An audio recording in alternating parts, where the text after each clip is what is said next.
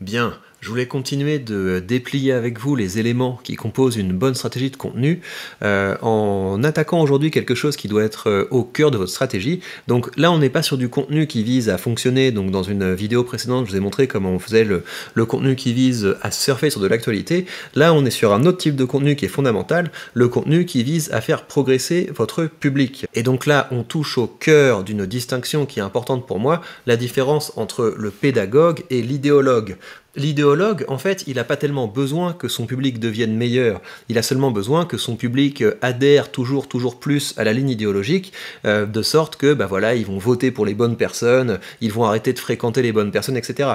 L'idéologue, en définitive, il est dans une logique sectaire, son objectif, c'est que son public soit de plus en plus dépendant. C'est ça, hein, je vous l'ai déjà dit, l'idéologie, c'est la béquille de ceux qui n'ont pas de plan.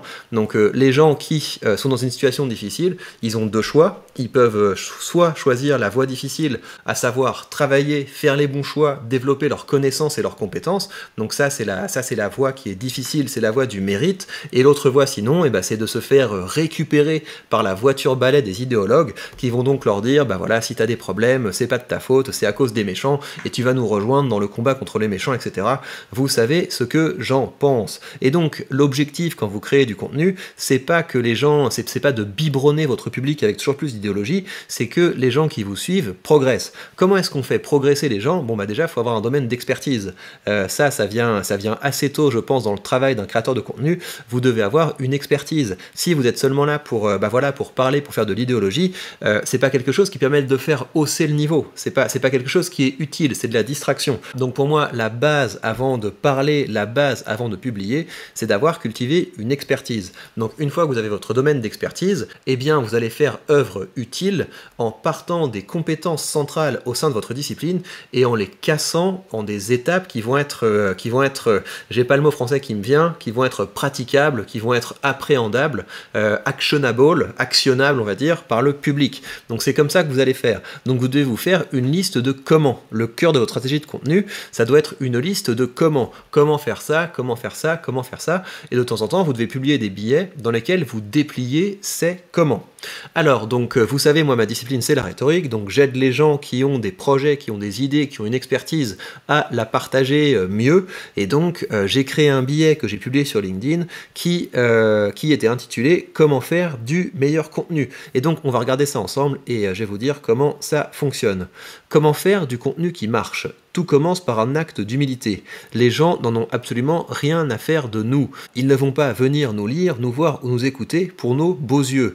Ils vont venir parce que nous parlons de choses qui attisent leur curiosité. Alors qu'est-ce qu'on a fait ici? On a employé un langage, peut-être un petit peu fort, les gens n'en ont absolument rien à faire de nous. L'objectif c'est de secouer un petit peu, parce qu'on est dans du contenu qui est didactique, mais il faut quand même qu'il y ait un petit travail pour capter et maintenir l'attention. Et voilà, le fait d'instaurer une tension avec des mots forts, c'est quelque chose qui peut fonctionner. Ils vont venir parce que nous parlons de choses qui attisent leur curiosité. C'est l'étape suivante. Comprends ce qui capte l'attention des gens. Et là, j'ai une bonne nouvelle. Tu n'as pas à accomplir de prouesses, à t'agiter, à te faire des nœuds au cerveau pour capter l'attention. L'attention n'est pas quelque chose qui se crée, mais qui se cueille. Il te suffit d'observer tes contemporains, de quoi parlent-ils, sur quoi ils cliquent. Il y a des manières concrètes de le savoir, quels sont les top tweets, les meilleures ventes Amazon, les tendances YouTube, quelles sont les personnalités ou les événements qui occupent les gros titres.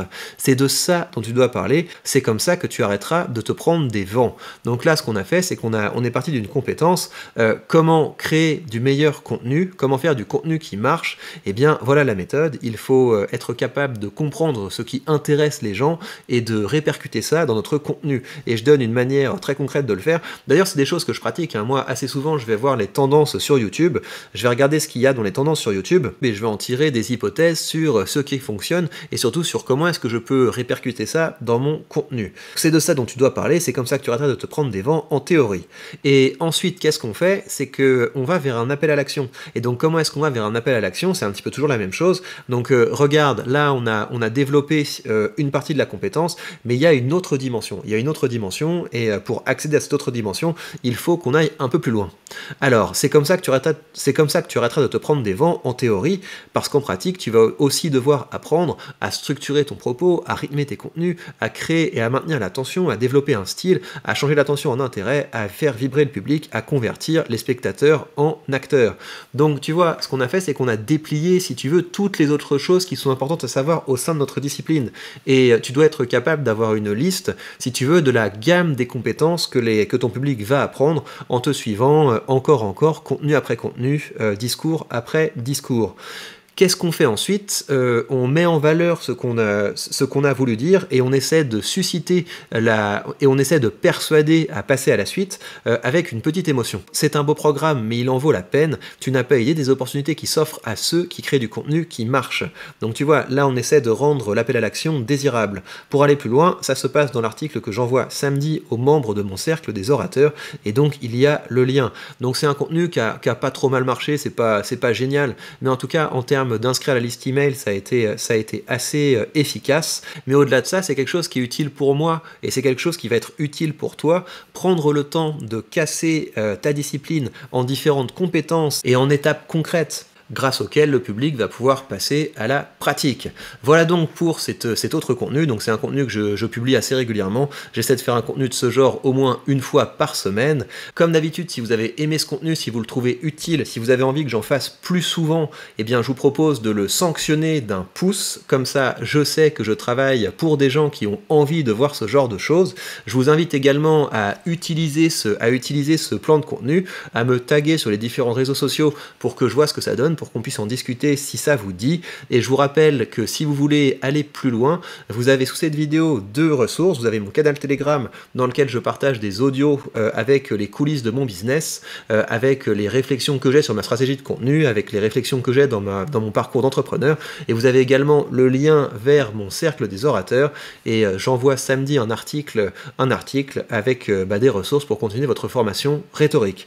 Prenez bien soin de vous et je vous retrouve très vite pour ce genre de contenu. Moi j'aime bien ce format, c'est assez agréable de partager avec vous ces outils que j'utilise et je pense que c'est utile également parce que plus vous allez être compétent, plus des idées et des outils vont se diffuser et plus on va créer ensemble un écosystème favorable au succès.